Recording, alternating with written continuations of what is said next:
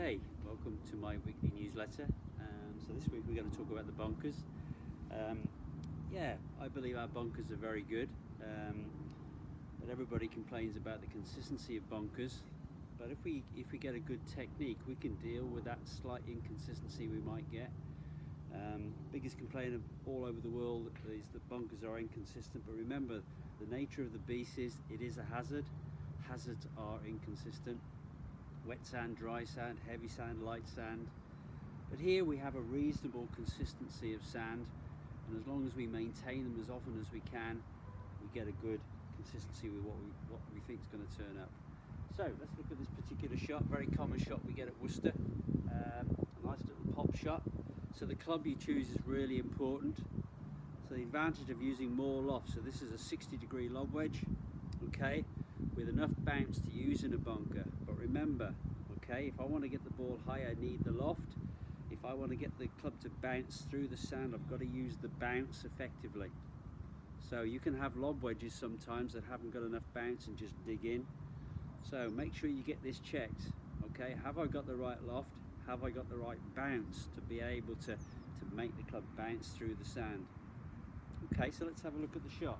If we get some certain fundamentals in place, the only variables then are what club you might use and how much power you supply into that. But things that we need to get right, we need to enter the sand at the right point, about a couple of inches before, okay? And let's face it, there's a lot of jargon written about bunker shots, and everybody has a different opinion, but this is my take on it. So we're trying to enter the sand about 2 inches before the ball. Why? So it allows the club to go in, the ball then the loft can affect the flight of the ball, and the bounce can push it back out again. Now, to help us achieve that, it's probably best if we stand slightly open, so aiming slightly left. It's probably best if we have the face aiming slightly right, so we're opening the face. Why? To give it more loft, but also to be able to use the bounce more effectively. So we've aimed our feet to the left, we've aimed our face to the right, so it's a little bit like a clock face, 5 to 1. Okay, so about 5 to 1 on the clock face here. Then my focus becomes the ball position. I want the ball position to be fairly central, nice triangle between my toes. So the next thing is, okay, I'm then going to work out how much power I need. Now, because I've opened my feet, the club's going to follow the line of my feet. And that means it's going to swing a little bit across the line and out to in. Out to in naturally creates a slightly steeper angle of attack. If I come in too square and too shallow, I might ground out a little early or thin the ball. So the focus now becomes, there's my flag, there's my setup, and now I'm focused on my target. Okay, that's 6 feet, not too bad from this particular shot.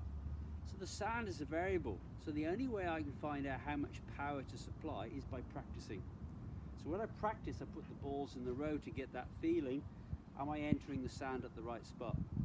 Am I making the divot right? But at no point am I trying to hinge and lift the shot. So all I'm trying to do is keep the loft, enter the sand at the right spot, and keep the loft on the club throughout the shot. Okay, so the club release might become here, but I'm just trying to keep that loft on the club all the way throughout the swing.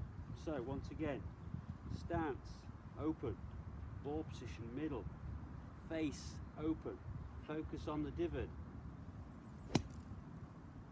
create the swing. I'm getting better with practice, that's about a foot away, okay?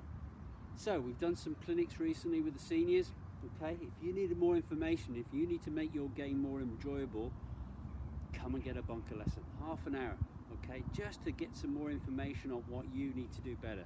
That's what you need to do better, but actually what are you doing wrong as well? So we need to illustrate what's going wrong for you, how then you can make it better, and we use video to do that.